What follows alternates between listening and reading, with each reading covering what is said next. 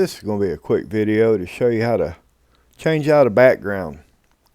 Let's say I don't like this background here, but I want to put it on that background there. First thing we're going to do is we're going to get our selection brush tool, and we're going to paint over this guy and select him.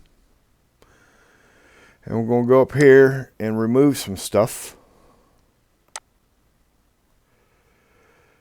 And anywhere else, yep, here.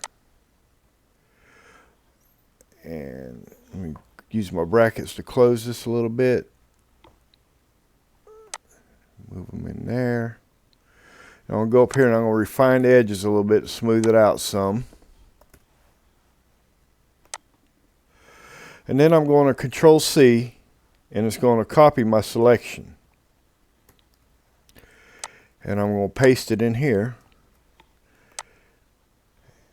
and put back on my pointer tool there, the move tool, and I'm going to bring them in to where I want, and I'm going to stick this little guy right up here.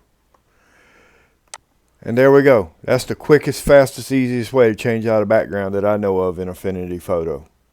If this has helped you, how about leaving a like, subscribe, leave a comment. You have a good day.